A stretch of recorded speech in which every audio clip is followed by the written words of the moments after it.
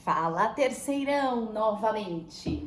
Pessoal, desculpa, né? Teve um pequeno acontecimento aí hoje que eu acabei, sem querer, eu tive que deletar os meus vídeos todos. Ainda bem que tem alguns que estão com link no YouTube. E acabei deletando a aula de hoje, mas eu tô gravando com o maior prazer do mundo novamente pra vocês, porque vocês merecem, tá bom? Eu já tinha mostrado o Bolt pra vocês, o super cão. É o meu cãozinho de estimação, mas não conta pra ninguém que o super cão mora aqui. Meu bebê. Bom, fica aqui agora assistindo a aula, tá bom, Boltinho? A gente vai dar continuidade ao sistema circulatório, ao sistema cardiovascular. E a gente vai falar um pouquinho hoje sobre vasos sanguíneos. E a gente fala depois do sistema linfático e finaliza o sistema circulatório. Por isso que eu gosto do circulatório, porque ele é bem dinâmico e ele é um tiro curto, mas é um tiro curto assim. E a gente precisa decorar algumas coisas e é um tiro curto fácil de decorar, né? Por exemplo, o ciclo cardíaco, pessoal, esse a gente não pode deixar de decorar. Porque com toda certeza, se tiver uma pergunta de fisiologia, vai ser em relação aí ao trabalho do coração, trabalho cardíaco, tá bom? Bom, então vamos lá, falar um pouquinho sobre artérias e veias. Diferente, então assim, do que elas são formadas, as artérias e as veias? Basicamente de três camadas que nós chamamos. A camada mais interna aqui, ó, que é essa camada mais íntima, ela é um epitélio bem fininho, só com uma camada de células, tá? Lembra que nós estudamos lá no primeiro ano do ensino médio, até fui eu que dei pra vocês, aula de tecidos, e a gente falava de tecido epitelial, que tinham vários tipos, né? Então a gente fala de tecido epitelial unistratificado, que ele é uma única camadinha que tem de células ali, é bem fininho. Tem essa camadinha do meio, que é a chamada de túnica média, e ela é formada basicamente por fibras elásticas e musculatura lisa. Essa musculatura lisa, ela ajuda aí a dar um pouco de resistência para esse vaso sanguíneo. E a camada mais externa, ó, a mesma coisa acontece aqui, tá, pessoal? A camada mais externa, e eu vejo uma grande diferença entre uma e outra, ela é constituída, ela é chamada de túnica externa, e ela é formada principalmente por tecido conjuntivo fibroso. Se vocês lembrarem também da aula que eu dei para vocês de tecidos, o tecido conjuntivo fibroso, ele tem vários tipos de fibras, né? E o colágeno é um exemplo clássico. E essa fibra aí, esse colágeno, ele dá bastante resistência, né? O que deixa ela um pouco mais firme aí. Por que é importante ela ter uma camada aí de tecido conjuntivo fibroso maior do que as veias?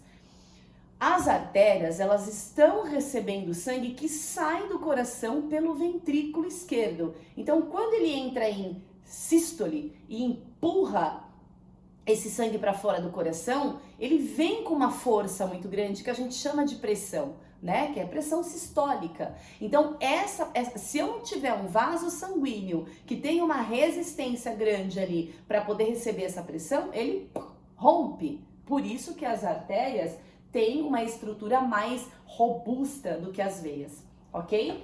Bom, então as artérias, de maneira geral, têm paredes mais espessas, uma camada muscular bem desenvolvida, que pulsam, né? Na verdade, a gente vai ver que as veias, elas têm uma camada muscular também, que vão ajudar o retorno venoso, ou seja, o retorno desse sangue venoso, tá? Ela recebe uma maior pressão, então ela tem maior pressão sanguínea, e ela não tem válvulas dentro dela, tá? Por quê? As válvulas, o sangue que está saindo para a artéria aorta, que ele está saindo do ventrículo esquerdo e indo para a artéria aorta, esse sangue ele está praticamente indo a favor daí da força da gravidade. Então ele sai do coração e está descendo. Para descer todo santo ajuda, né? Agora, e para voltar, e o retorno desse sangue, que a gente chama de retorno venoso, que o retorno ocorre pelas veias, né? Esse retorno venoso, ele tá indo contra a gravidade, então ele tem que ter algumas coisas que ajudem esse sangue a subir, a gente vai entender já já. As veias, então, tem as paredes mais finas, a camada muscular ela é menos desenvolvida aí, porque não há necessidade de uma camada resistente, porque ele não recebe tanta pressão, ele vai retirar aí o sangue que vem dos capilares, né? E ela tem aí então essas adaptações que são fantásticas, que são as válvulas internas. Próximo slide a gente vai falar um pouquinho, e na verdade a gente já falou isso na aula passada, mas é só pra gente recordar, tá? Que eu acho importante também. Ele vai falar um pouquinho sobre como que acontece o trajeto e a ramificação desses vasos sanguíneos. Então, ó, aqui ele tá falando que a artéria, ela sofre, por exemplo, a artéria aorta, aquela que é a mais importante, que sai do coração, ela vai levar o sangue o sangue rico em gás oxigênio, que é o sangue arterial que a gente chama, do ventrículo esquerdo para o corpo, né? E aí, algumas artérias importantes vão entrar ali em alguns sistemas, né? Então, por exemplo, no sistema urinário, a gente tem a artéria renal, né? A gente já falou sobre algumas artérias, aí não falamos de várias, mas falamos de algumas importantes. Tem a artéria femoral, enfim, tem várias artérias. Então, essas artérias, elas precisam, depois que elas entraram nos sistemas, se ramificar para entrar nos órgãos. E aí elas precisam se ramificar de novo para chegar até os tecidos e entrar em contato com as células desses órgãos. Para nessas células ocorrer a troca de gases, né? Então ela vai deixar o oxigênio e pegar o gás carbônico e a troca ali de nutrientes excretas, os metabólitos. Então deixam os nutrientes lá para as células e retiram aí toda a produção de excretas que ela realizou, né? Que precisa eliminar isso. Então, na verdade, ele está falando que essas artérias, elas vão se ramificar em arteríolas, essas arteríolas vão se ramificar em capilares, né? Lá os capilares em contato com as células que formam os tecidos, então, depois vão se juntar esses capilares, aí o processo inverso vai acontecer. Esses capilares começam a se juntar, formam, então, pequenas veias que nós chamamos de vênulas, que na verdade são veias de calibre menor, então são veias mais fininhas. E essas vênulas, elas vão formar então veias importantes, né? E essas veias importantes vão se unir para formar as veias cavas, que pode ser a veia cava inferior e a veia cava superior, que vai levar todo esse sangue agora rico em gás carbônico, esse sangue com excretas também, até o átrio direito no coração, ok? Então é isso que ele tá falando, a gente tinha falado isso na aula passada, mas fala porque eu sou uma intrusa, né? Eu vou falando as coisas antes do tempo, mas é bom pra gente já poder aprender, né? Aqui ele vai falar um pouquinho da veia, olha lá que eu falei pra vocês da mágica da natureza, né? Então, para o sangue retornar para o meu corpo, ele vai contra aí a força da gravidade. Ele tá lutando aí contra uma força que puxa ele para baixo, para o centro da Terra. Basicamente, o que aconteceria? Qual é a tendência desse sangue? Ele se acumular nas pernas, né? Porque é difícil dele voltar. Então, para corrigir isso, nós temos dentro de veias válvulas. Essas válvulas, elas são portinhas que vão fechando, conforme o sangue vai sendo impulsionado, a portinha vai fechando. Então, impulsionou, a portinha abriu, e aí parou de impulsionar, a portinha fechou. Impulsionou, a portinha abriu, parou de impulsionar, a portinha fechou. Então, é mais ou menos assim, ó. Aqui tem o funcionamento, né? Então, ó, sangue foi impulsionado, passou, aí a portinha fecha, né? Aí o sangue foi impulsionado, passou, a portinha fecha. E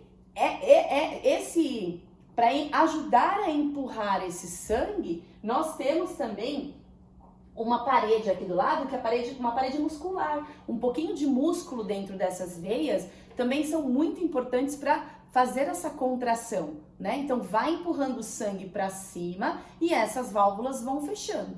Se não fechasse, pessoal, pode ter certeza que o sangue vai ficar lá embaixo, né?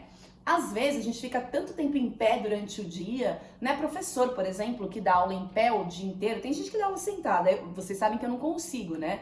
Eu que fico em pé o dia inteiro, às vezes eu chego em casa e as pernas estão inchadas, né? Qual é o ideal? É você sentar, deitar, coloca a perninha para cima e facilita esse retorno venoso, né?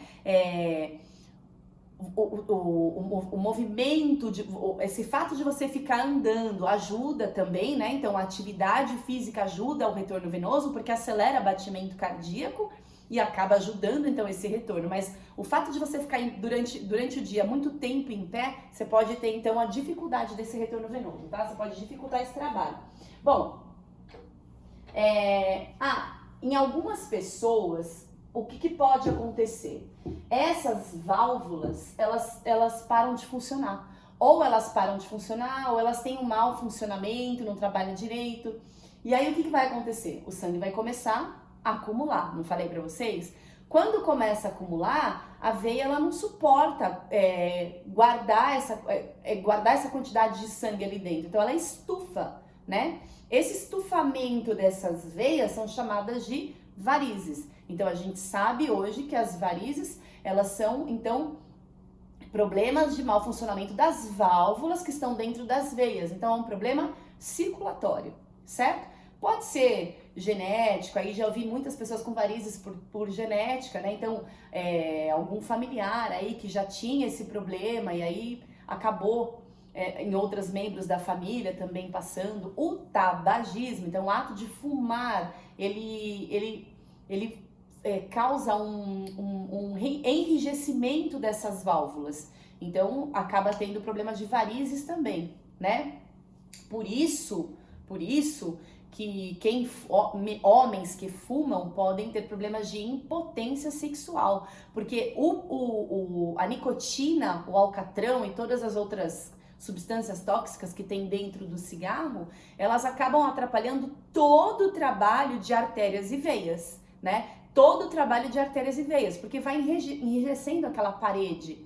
E aí o sangue ele não consegue irrigar a musculatura do pênis para ereção. Então, por isso que causa impotência, tá bom? Tem tudo a ver com o sistema circulatório. Bom, aqui tem um exercício da FUVEST que eu achei ele interessante, mas assim, eu achei ele meio, sei lá, meio não é cara de FUVEST, mas vamos tentar, vamos fazer então, porque eu acho que vale a pena. Ele fala o seguinte, ó, as figuras abaixo ilustram um experimento realizado por William Harvey, um cientista inglês do século XVII que desvendou aspectos importantes da circulação sanguínea humana. Harvey colocou um torniquete, para quem não sabe, torniquete é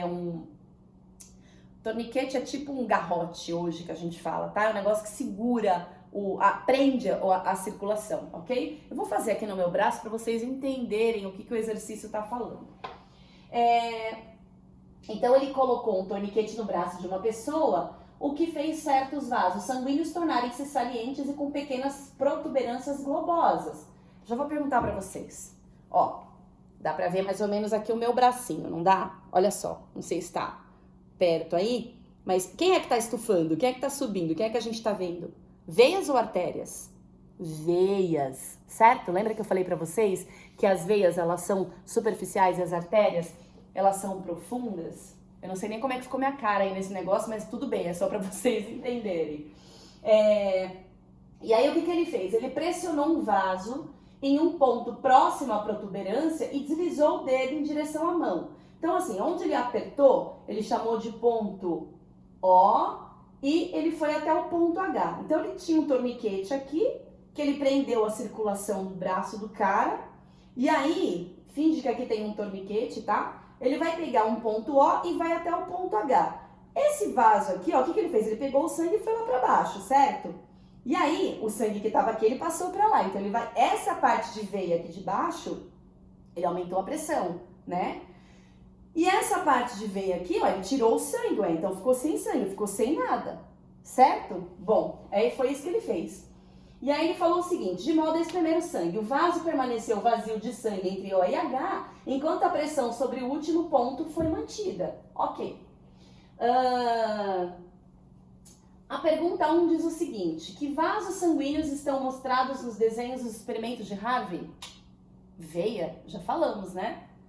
Depois ele fala assim, por que eles se tornaram salientes com a colocação do torniquete? Ué, se tornou saliente por quê? Porque eu interrompi a circulação do sangue, então não tem mais retorno, não tem mais entrada e não tem mais retorno, certo? Então eu simplesmente prendi esse sangue nesse espaço que fez com que então os meus vasos sanguíneos tornassem salientes, né? Eu interrompi a circulação desse local, ok? Então eu prendi o ponto, do jeito que estava ele ficou.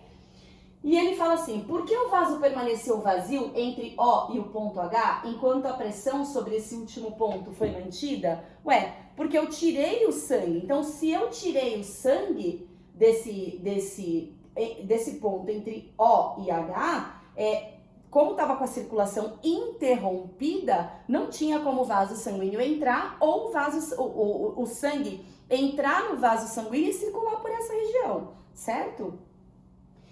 Enquanto a pressão sobre o último do último ponto foi mantida. Por quê? Eu não empurrei o sangue daqui para lá, então aqui tinha sangue lá dentro do vaso, exercendo uma força nessa parede da veia, que é chamada de pressão, tá? Então não tem muita dificuldade, eu acredito que alguns alunos acabaram fazendo esse movimento durante a prova para entender, tá? Mas as respostas esperadas aí, então, pela FUVEST são essas. Então, ó, corresponde às veias, o torniquete impede, então, o sangue de retornar no coração, acumulando nos vasos, e porque a pressão impede o retorno venoso do sangue. Pronto, é só isso, não tem muito mais o que falar, tá bom? Tranquilo, né? Eu achei um exercício bem fácil para FUVEST.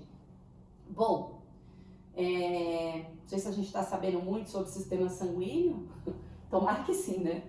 A pressão arterial, ela é medida, né, por um aparelho que eu me confundo muito com o nome, porque é um nome difícil, esfigmomanômetro.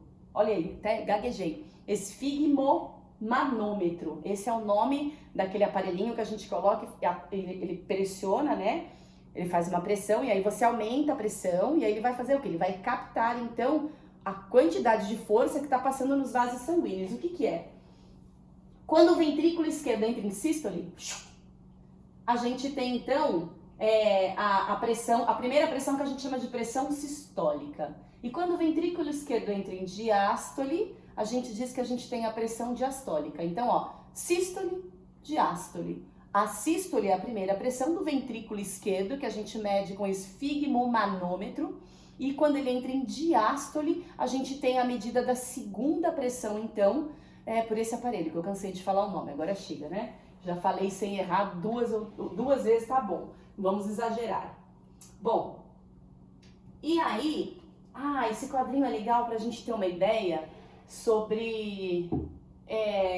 Fui ver o Boltinho, que ele tá comendo a minha pantufa. Esse quadrinho é legal porque a gente tem uma ideia aqui sobre... Até pode ser que o vestibular coloque pra gente analisar, e tem um dado aqui importante, é uma hipertensão sistólica isolada. A gente já vai falar dela, então vamos lá. Existe uma média. Como é que a gente sabe que a pressão normal é 12/8? Porque a grande maioria das pessoas apresenta essa pressão. Então é o esperado dentro do normal, tá? A gente trabalha com isso, dentro do normal. Aqui ele tá falando entre 13/85, então a gente fala entre 12/8, que é o mais esperado, tá?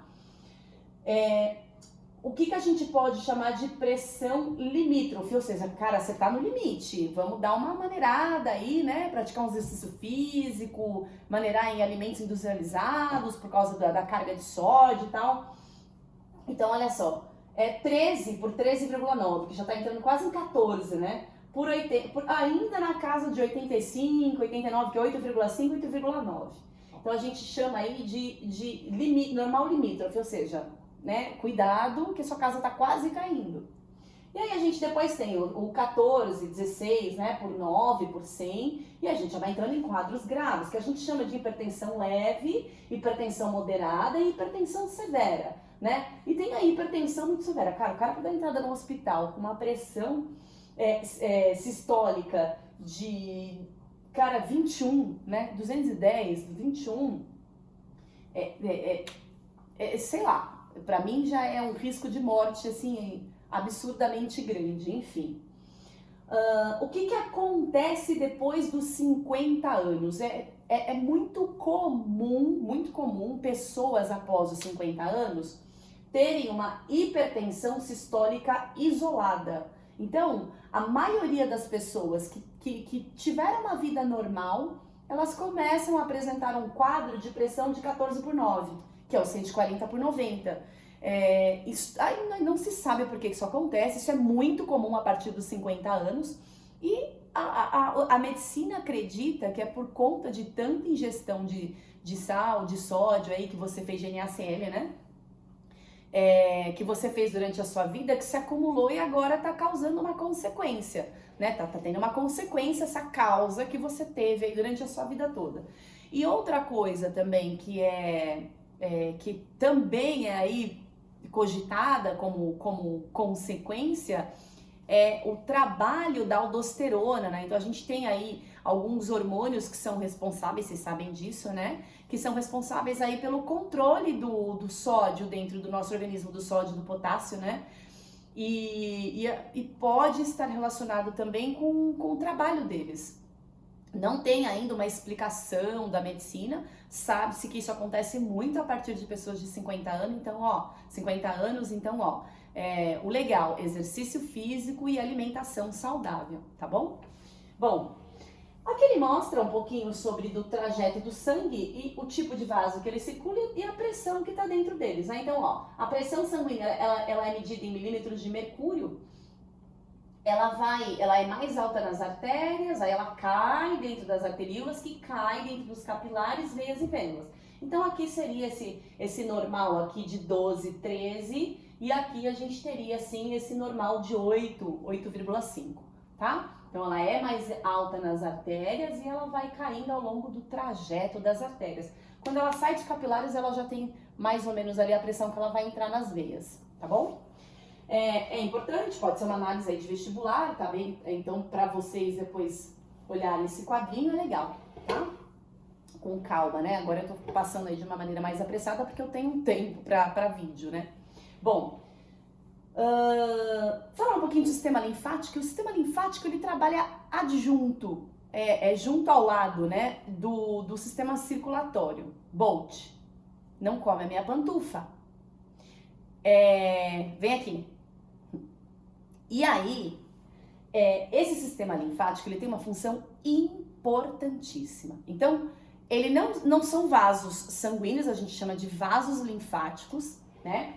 E ele tem vários órgãos aí que fazem parte dele. Então, primeira coisa, é difícil a gente entender sistema linfático, falar, nossa, sistema linfático, fazer drenagem linfática. Por que quando eu faço drenagem linfática eu desincho? Vamos entender um pouquinho então, a anatomia explica, ó. Bom, esse sistema linfático, alguns anatomistas aí, fisiologistas, até classificam o sistema cardiovascular como sendo, como tendo uma divisão, né? Que tem o sistema circulatório e o sistema linfático, outros não, mas enfim, vamos lá. O que a gente tem? Então a gente vai ter aí as amígdalas, e aí eu lembrei da Emilie, né? Não tem como lembrar que eu arranquei um pedaço da amígdala com meu dedo, não tem como não lembrar. O timo, né, que é um órgão que fica aqui mais ou menos nessa parte do pé, próximo ao externo nosso aqui, né, esse osso aqui do meio. Eu tenho o baço, que é esse órgão aqui do meu ladinho esquerdo, e a gente vai entender por que ele dói daqui a pouco, quando a gente corre na aula do Mário. Nós temos vários linfonodos, ó galera, todos esses pontinhos vermelhos aqui, ó, são linfonodos, tá? Antigamente eram chamados de gânglios. Hoje não, já faz tempo, desde que eu fiz veterinária, faz muito tempo, eles são chamados de linfonodos, tá? E esses roxinhos, todos esses roxinhos representados aqui nessa imagem, seriam então os vasos linfáticos. O que passa por dentro do vaso linfático é chamado de linfa. Então não é sangue, é linfa. Professora, o que é linfa? Então vamos lá. Bom, a linfa, ela é um líquido, olha só que sabedoria que esse nosso corpinho é. Ela é um líquido porque vamos imaginar a situação, quando o nosso sangue, eu falei pra vocês que o capilar, ele é formado por uma camada única de célula, então ele é bem fininho. Por quê? Porque ele em contato com os meus tecidos, com as células dos meus tecidos, ele tem que ser frágil o suficiente, porém resistente, né? Ele tem que ser frágil o suficiente para permitir a troca de substâncias que estão dentro do vaso para dentro das células. E o contrário também, as coisas de dentro das células tem que sair para entrar nele, certo? Só que, enquanto algumas coisas saem desses capilares ou saem dessas células, elas acabam ficando pelo caminho. Então, é mais ou menos assim, ó. Vamos supor que aqui seja um capilar, ok? E vamos supor que aqui seja um órgão. Um órgão, vamos falar que é um tecido, que aqui tem as células, tá bom? Então, vamos supor que isso aqui é uma célula e isso daqui é um capilar. Um vai fazer a troca com o outro, mas não tem um espaço entre eles? Tem. Então, quando essa troca ocorre, pode ser que nesse espaço entre eles respingue alguma coisa, fique alguma coisa perdida por aí, que forma um líquido. Esse líquido é chamado de linfa, certo? Bom, e aí, o líquido pode ficar aí? Não, por isso que a gente incha às vezes, né? Porque fica muito líquido acumulado. Então, esse líquido pode ficar aí? Não pode, claro que não. Quem é que vai resgatar esse líquido de volta? O sistema linfático. Então, os vasos linfáticos. Então, olha lá. Eu tenho aqui o meu capilarzinho, eu tenho aqui o meu tecido formado por células, um conjunto de células é um tecido, e enquanto ocorrem essas trocas, então, alguma coisa pode ficar perdida por aqui, né? E aí, o que vai acontecer? O meu capilar linfático, que trabalha junto ao lado do meu sistema circulatório, ele vai pegar essas coisas que estão por fora. Não tem nenhuma bomba de sódio e potássio, não tem nada que faça isso entrar. É simplesmente por difusão simples. Aqui fora tem mais, aqui dentro tem menos e entra, ok? Entrou nesse sistema linfático, nesse capilar linfático, o que vai acontecer? Bom, eu vou voltar nessa imagem aqui, ó, que eu acho legal. Então, entrou nesse vaso linfático, o que vai acontecer? Essa linfa, né, que é esse líquido ali que estava extravasado, ele vai começar a passar por todos os linfonodos. Porque dentro dos linfonodos eu tenho alguns glóbulos brancos que vão produzir aí, né, algumas... Ou ele vai fazer a fagocitose, ele vai produzir anticorpos. Então eu tenho alguns glóbulos brancos que vão atuar na limpeza dessa linfa. Olha que sabedoria!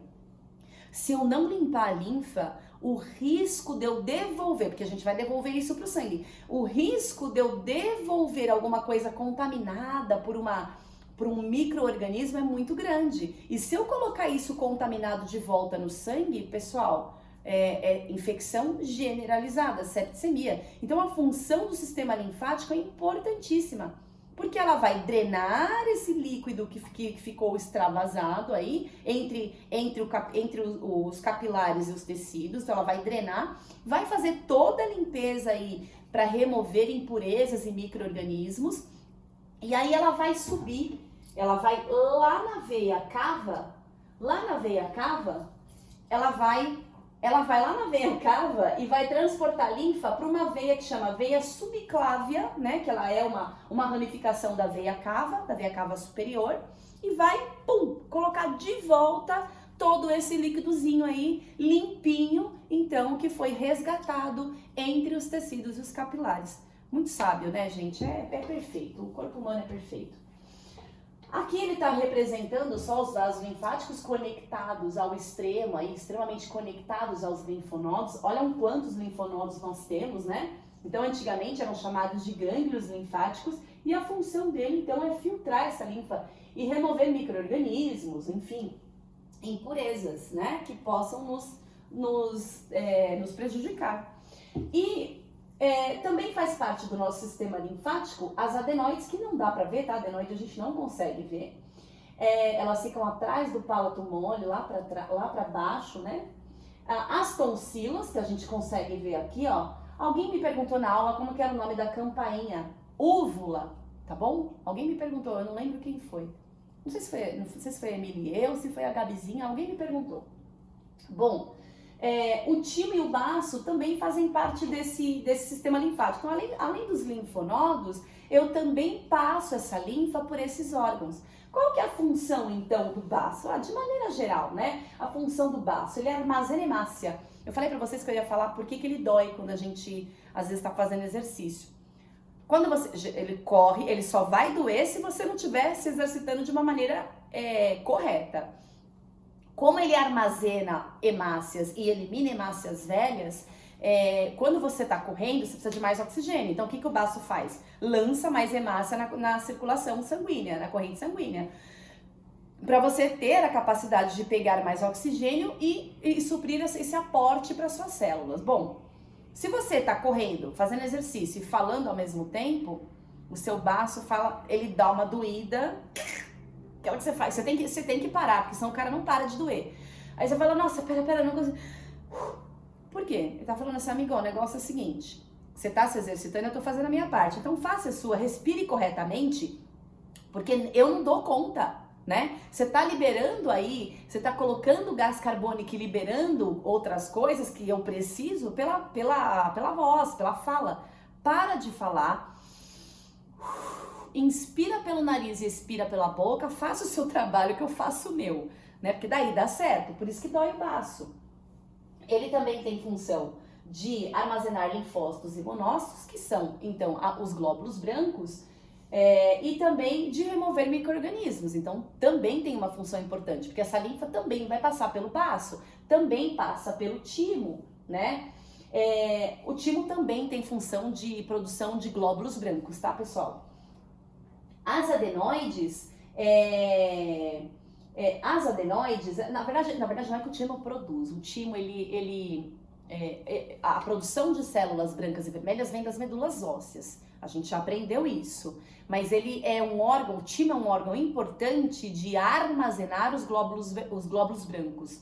Então, tanto o baço quanto o timo, assim, a gente vai produzindo.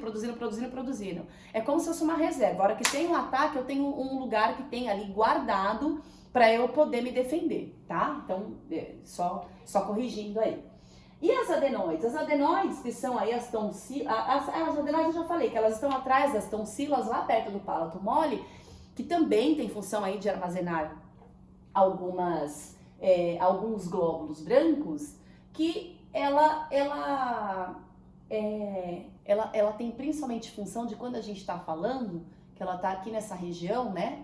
De quando a gente estiver falando, a entrada e saída do ar. Então é como se fosse um escudo para as coisas que vão entrar também. Além de participar de todo o sistema linfático também. Então olha quantos órgãos de armazenamento de glóbulos brancos a gente tem. Tudo isso por quê? Porque a linfa precisa ser devolvida para o sistema circulatório. Lá, quando ela chegar pela veia subclávia, lá na veia... pela veia cava, a gente precisa garantir que ela estará livre de micro-organismo, porque um micro-organismo que cair na circulação sanguínea é muito grave, pessoal, é muito grave, porque só para vocês terem uma ideia, geralmente, tá? Não é sempre, mas geralmente essas bactérias, elas param no coração, causando endocardite, que é uma doença bem grave. Tá bom? Acho que o Didio já teve, né? De endocardite, eu lembro. Ainda bem que conseguiu tratar, graças a Deus deu tudo certo. Mas a gente precisa tomar muito cuidado, porque qualquer infecção pode levar a endocardite, tá bom? Bom, pessoal, terminamos a aula de hoje, então mais uma vez me desculpem.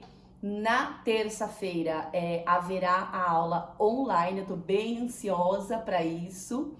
E a gente vai começar então a falar sobre genética. E eu fiquei muito feliz, porque a genética, como ela é muito dinâmica, né, de fazer exercícios, de explicar, eu vou poder fazer junto com vocês, tá bom? Então na terça-feira a gente se encontra para falar sobre genética. Valeu, pessoal!